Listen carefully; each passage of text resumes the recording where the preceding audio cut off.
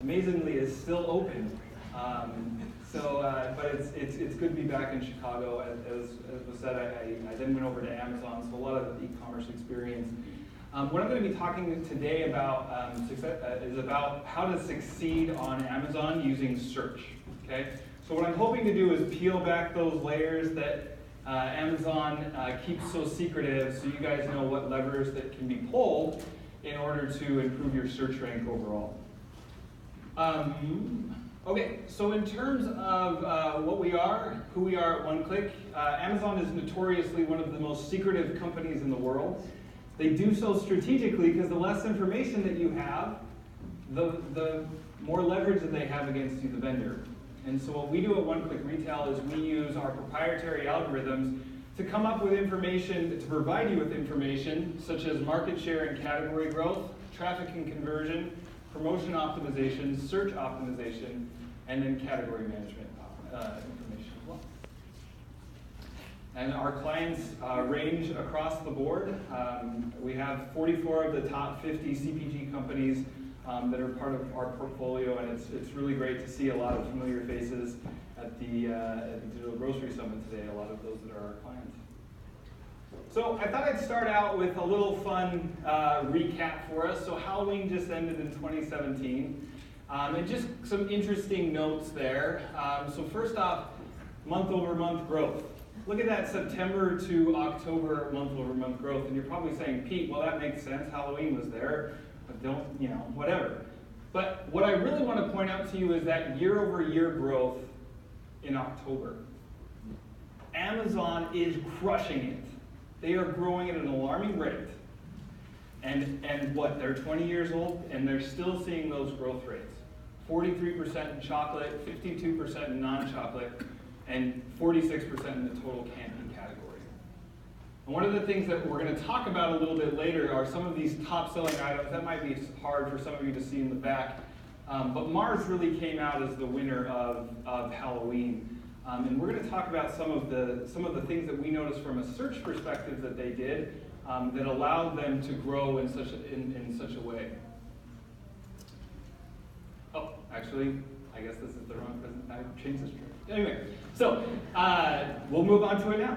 So one of the things that I wanted to point out for you is look at what they're doing with their search. As we heard about in a prior session, titles are key. Titles are one of the most weightiest portions of the Amazon search algorithm. And look at what some of the top five selling items are doing. So the top keywords in October were Halloween candy, they were candy, and they were chocolate.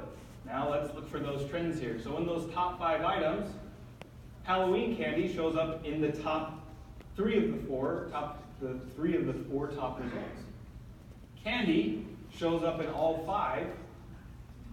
And then chocolate also shows up in all 5. So Mars and Hershey did a great job here of knowing where customers were searching, using that customer data in order to influence their titles, and then optimize that to make sure that they were getting as much traffic as possible. And what was the result? I mean, they jumped significantly from a 2016 rank to a 2017 rank year over year. Okay, so let's talk about search. Why is search important? Well, I'm going to throw out a couple metrics for you. So number 1, over 90% of all searches on Amazon, specifically, will begin with search. Okay? Over 80% of the clicks will remain on the first page. And then to tie off a little bit more, 64% of the clicks will remain on the top 3 items. So what does that mean? That means if you aren't where your customers are searching for, if you aren't optimized for the key terms that your customers are searching for, and you aren't in those top 3 spots, you're not going to sell very much. You're not optimizing your sales. So it's important to understand what are the drivers of search on Amazon and how can I impact that on a daily, weekly, monthly basis. Okay, so we're going to talk about these 4 areas of the Amazon search algorithm. The first is relevancy. So this is your standard SEO. Does my content match with what customers are searching for? The lever that I would pull in order to optimize relevancy is just having the correct key terms. right? I need to have the key terms in my content in order to optimize for that. Next is traffic. Traffic is another input that's used in the Amazon algorithm, and the lever that we can use to pull that is by leveraging Amazon's effective marketing. And I want to emphasize that effective, because not everything on Amazon is effective. They're going to sell you on a bunch of stuff that's not effective. So leveraging effective. The next is conversion. So when my customer comes to the detail page, do they have enough information? The lever I would use to influence conversion is having a filled out detail page. Am I selling, and am I using that space to use features, attributes, and benefits throughout that detail page? And then the fourth impact, the fourth part of the Amazon search algorithm is sales. And the lever that I can pull in order to impact that is promotions. And we'll talk about each of these 4 areas in more detail. So we'll first start with relevance. Okay, so the Amazon search algorithm looks at 2 main areas really for content. We already heard this in a previous presentation. Title is key, right? Title is the king in terms of Amazon search algorithm. So as you guys are thinking about what are the most important key terms for me, what I want to look for is making sure that those are included in my content, in my title. And what's most important about this is the more to the left, the more front-loaded that key term is to the title, the more weight it holds in the Amazon search algorithm. Now, a couple things about that. Amazon, they do give suggestions about putting the brand at the beginning.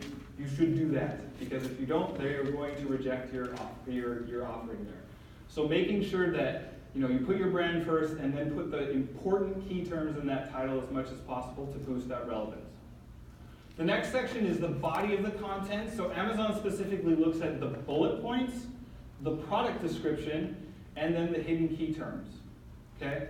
And then moving ahead, because we're a little short on time, the last section something that's relatively new within Amazon search is that they are no longer indexing, from what we can tell, the A+ content. So what used to be this great area to influence our search is actually not as impactful anymore unless you're putting things in image tags. Image tags will show up on the A+ content.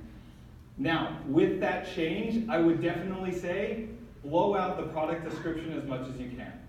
That's a great space to put a lot of key terms, and so utilize that as much as you can. Okay, so now that you know where to optimize on the detail page, it's important to optimize off of customer data. I really like this example of a Tetra Cube aquarium kit, okay? That seems all fine and dandy, it seems like a great title, but if we look in search results, they're not optimizing for the best key term. The best key term would be fish tank. More people are searching for this, so by having the right data and being able to see what your customer trends are and what customers are using, then you can quickly put that into your title and gain more and more traffic. One other note about that is if they had optimized for fish tank, they would have also optimized for fish at the same time, and so had 2 of the top 3 most relevant key terms for their items. One other thing is to avoid brand speak.